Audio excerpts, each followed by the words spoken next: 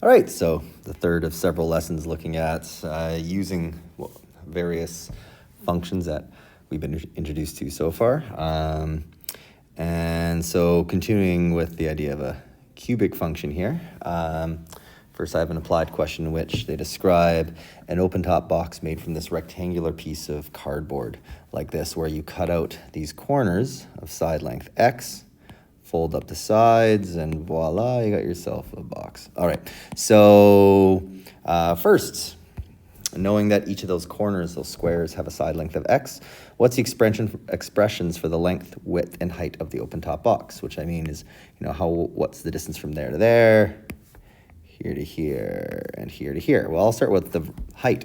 That's the same as my x. Whatever my x is, whatever the length of those squares that I cut out will be the height of this open top box. And hopefully you can kind of visualize from this diagram, if I then fold up these corners, the longer the side length of those squares are, the higher this box is. But the larger those squares are, the more narrow the width and the length are. And so, for example, this width, which I'll say is from here to here, that's going to be the same as my 15 centimeters, but minus whatever x is, minus those two chunks there. Or another way of looking at it, make my diagram a little less messy, is it's just this distance from here to here. So it's 15 minus 2x. And then that distance I kind of show in orange is the distance from here to here, which is 30 minus those two x's. It doesn't really matter what we call the length or the width, but in general, those are my dimensions, and so I'll just kind of formally label them right here. So I'll say the height is just x. The width, I'll say, is the 15 minus 2x. And the height is the 30 minus 2x. Which means the volume of this three-dimensional shape here must be width times length times height. Or in this case, the volume must be the same as x times 15 minus 2x times 30 minus 2x. And so I want to graph this in a moment, and then I want to interpret the meaning of any of these turning points we'll see. This is a cubic function, and so let's look at my graphing device here. And first, let me adjust my scales a bit. My y-axis is representing the volume. My x-axis is representing the length of those squares, so I want to compress my y scale a lot, and I get a function like this. Right, so there's my cubic function. If I zoom out, again, I know there's no other turning points. A cubic function has at most 2 turning points.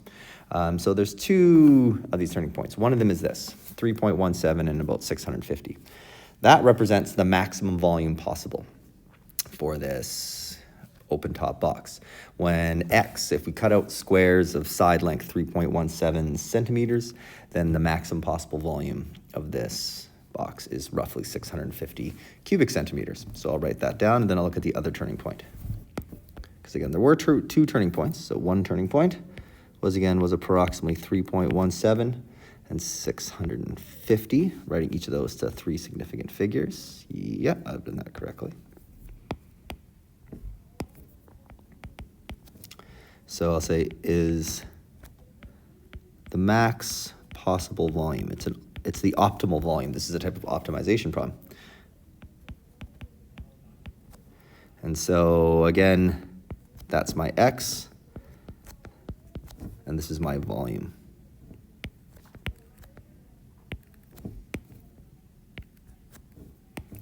All right, so there is no greater possible volume for this shape than approximately 650 cubic centimeters when that x is 3.17. However, there was another turning point.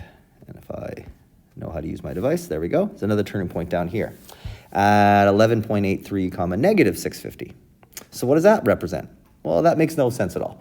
That is an extraneous solution in a sense, you could think of it. In this case, that means if I cut out side lengths of 11.83 centimeters, we'll have a minimum possible volume of negative 650 cubic centimeters, but nothing I said actually makes any sense. Keep in mind, if I go back to my visual here, the whole side length I see here is only 15 centimeters right here. It's not possible to cut out 2 squares each that are 11 and a bit centimeters. So that's an irrelevant answer. Oh, it is a turning point of the function, but it's outside the domain of my function. And so I just need to realize it's nothing, it doesn't really make sense in this context. So I'll say is outside the domain of v, function v. So it's not relevant. The only relevant turning point is this. Because before I go on, really, although I graph the entire function, the only part of this function that actually makes sense is between these x-intercepts. Or if I show you this graph and turn off the previous one. This is really the only function that makes sense. The domain of this function is really from 0 to 7.5. I can't cut out a square bigger than that. And so all of these values along here, these make sense for the context of this question. As I cut out larger squares, my volume increases. After a while, I cut out such a large square that there's not much material left. And so my volume decreases. Everything else we saw before was irrelevant for the context of this question. All right, next, I want to go back to the ideas of exponential functions dealing with a compound interest question. So we have $900 put into account that pays $755 interest per annum, compounded monthly. How long before we have $3,500 in our account? Now, I will say there is absolutely nothing wrong with just solving this using one of the applications on our GDC. I'm not going to do that because I want to focus on this exponential function. And so recall that in general, the amount of money you have or the future value, and I'll put FV for future value, is in general always the same as the present value times 1 plus the interest rate divided by 12, because we're compounding monthly. Actually, I'll put an n for now, and then I'll adjust these to the power of n times the time. However, a few things. We are compounding monthly, like I've already said. So that n, I'm going to change to 12. The rate of interest is 4.55%, which I'm going to write just here as a decimal, 0.0455. And the present value is 900. And keep in mind, again, this is an exponential function. And future value, I'll change it to a because I prefer to have just one variable for the amount of money I have. It's really my y, and t is equivalent to my x.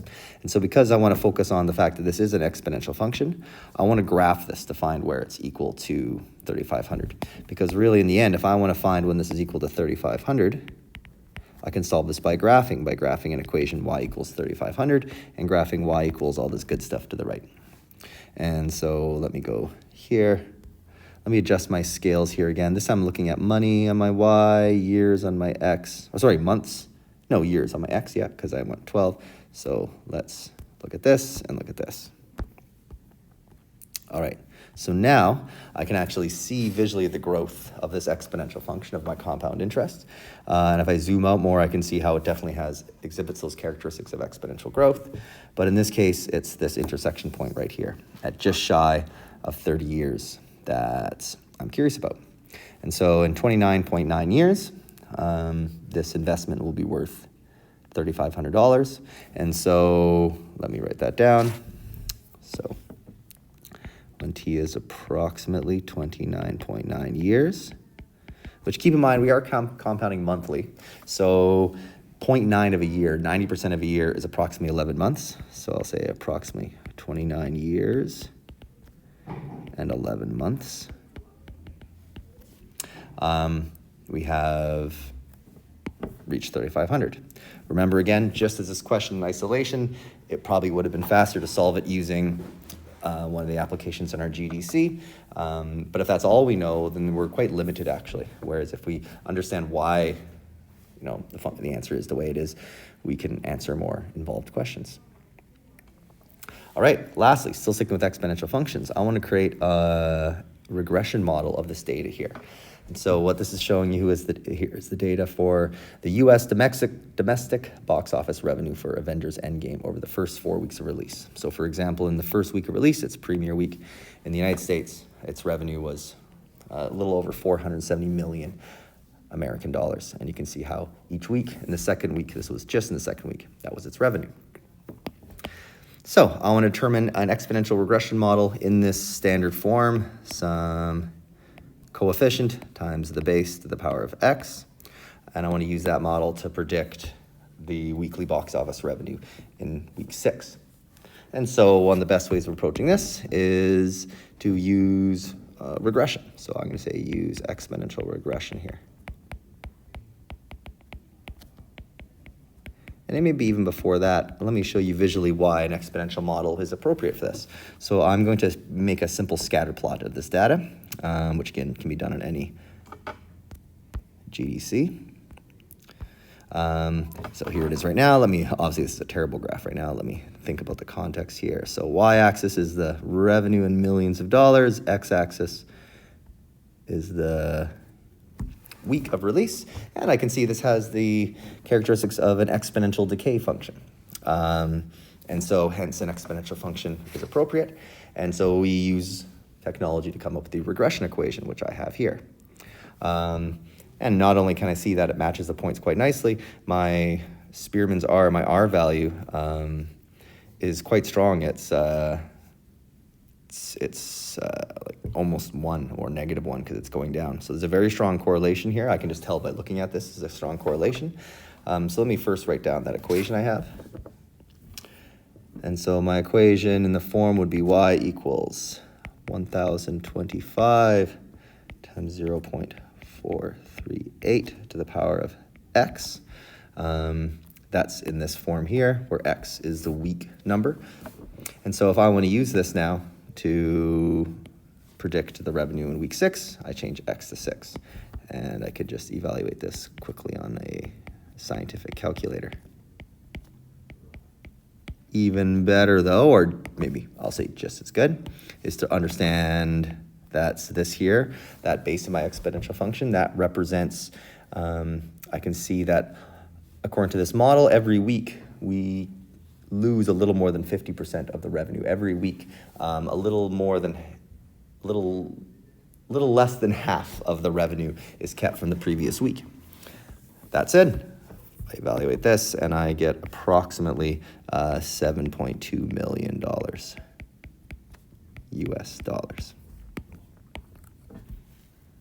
And like I said, if I hadn't told us to think about an exponential regression model, then our first step would be to graph the data and then realize that of all the functions we've learned about, it's only an exponential model that seems appropriate here. For example, you could be tempted to think it looks like part of a quadratic function, but then it would actually have to start going up, which does not seem to match what we would expect. It would keep going down. All right, and again, should be a decent prediction, even though I am extrapolating, but there's definitely a strong correlation between this function and the data given.